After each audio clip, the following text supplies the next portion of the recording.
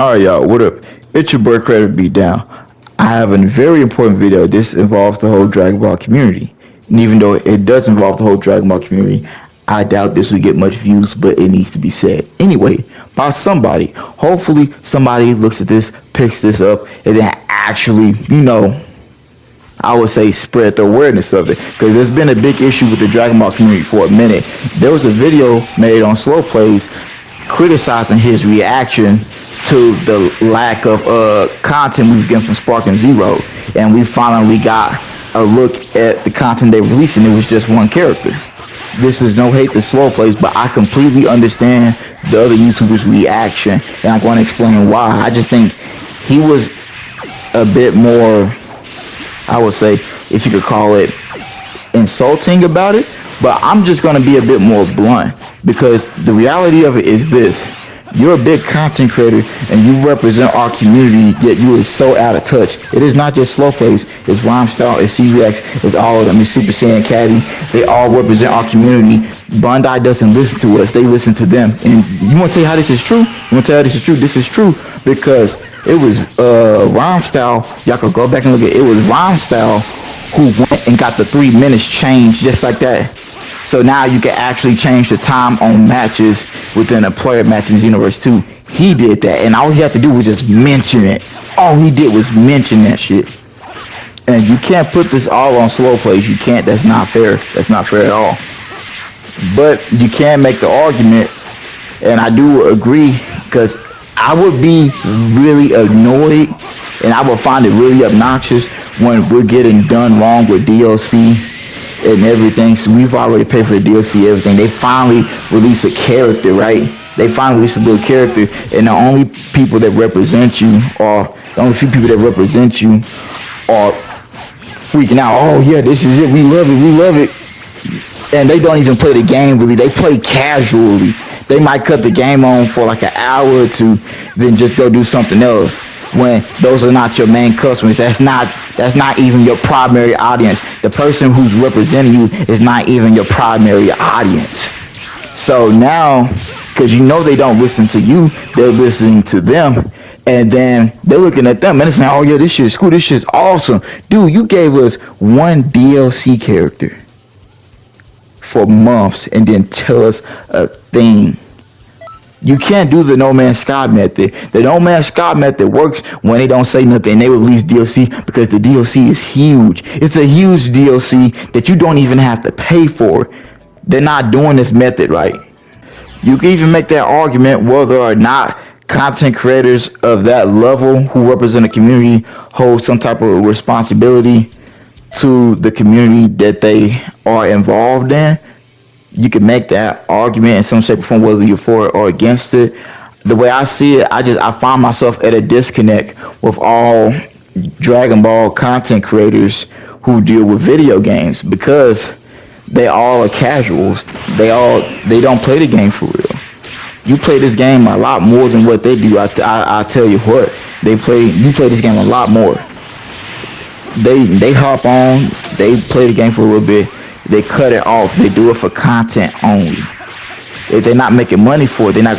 Y'all forget this is a job. That's why they do call Slow Plays a professional gasser. That's literally his job. I'm just saying that's literally his job. And I still watch Slow Plays. I'm subscribed to Slow Plays. I really only watch him for information. I don't watch him for gameplay or anything really, unless it has something to do with like Yu-Gi-Oh mods. But aside from that, I really don't watch him because he doesn't play the game. He knows he don't play the game. Well, why would I watch him play Xenoverse 2 when I can play it myself? He can't teach me nothing. He can't show me nothing. The only thing he could do is give me information on when the next DLC is coming out. I don't want to see no speculation. I don't want to see any of that. If I feel it's clickbait, I'm not clicking on it. I don't want to hear about speculation with little information. I just want to know what the next DLC is. I'm just saying, I'm not hating. That's the only reason I can watch. That's the only reason I watch any Dragon Ball content creator that deals with games, because they can't tell me. You can't tell me shit about this game. You can't show me shit. Y'all don't do real PvP. Y'all don't play for real. But that's the biggest thing. That's why Xenoverse 2 is not even seen as a competitive game, because the content creators that represent it, they don't play competitive. They don't play competitive. They don't, if they even play at all. Like, they'll touch the game for some content, or they'll go to an older Dragon Ball game for some content or something. But you know, that'll be it. But it's hard for like actual competitive players to I would say gain a following. But one of the biggest parts is because of how toxic games could be. Like Sparking Zero, toxic. I'll probably never play that again until they actually balance it, because I think balance and toxicity both goes hand in hand. Aside from, you know, who you are as a person too.